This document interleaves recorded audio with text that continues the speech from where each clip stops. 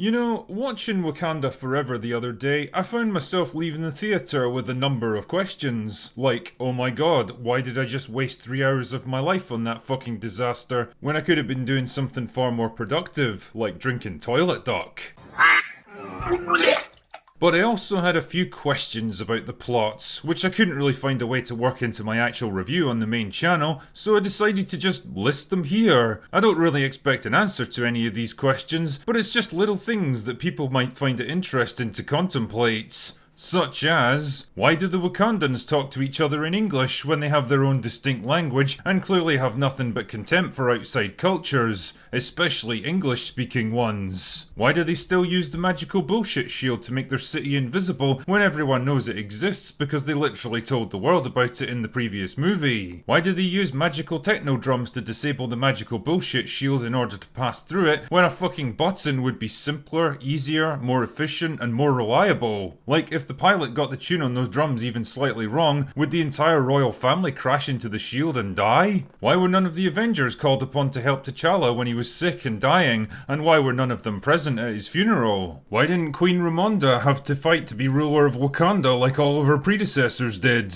Did everyone just accept her as the new queen? If so, why? We know the ritual still takes place because we get to see it at the end of the movie, so why was she never required to take part in it? How exactly are the Dora Milaje able to deflect automatic gunfire using just their spears? Even Deadpool couldn't do that shit. Ooh! Yeah! Your bullets.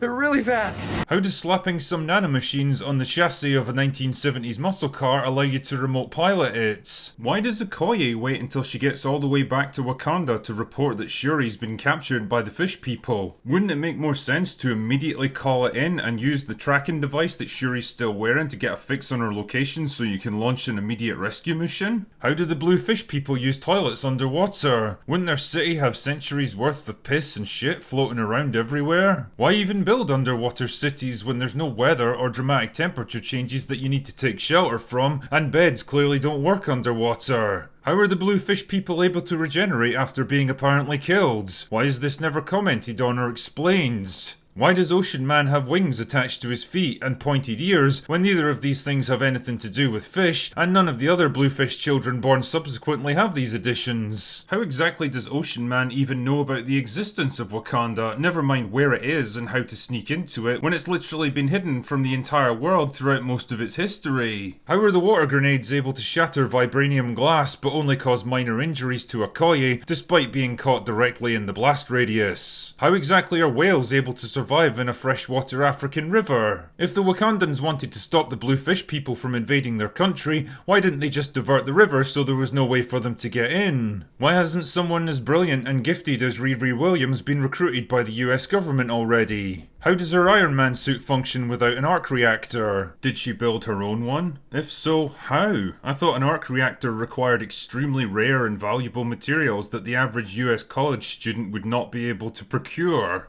Why has no one thought to look for vibranium in other parts of the world before now? Why were Tony and Bruce not recruited to build a vibranium detector years ago? Why does Everett Ross take the Wakandans at their word that they didn't attack that research ship when it's clearly something that they're willing and able to do? If the new magical bullshit herb was made by combining the underwater bullshit herb with T'Challa's DNA, wouldn't that turn Shuri into a mixture of T'Challa and the bluefish people? Like I say, I don't imagine these are questions that can easily be answered, and I get the impression the writers either didn't consider them or just didn't give a shit in the first place. Which is kind of an interesting way of making a $200 million movie. It really makes you think, doesn't it?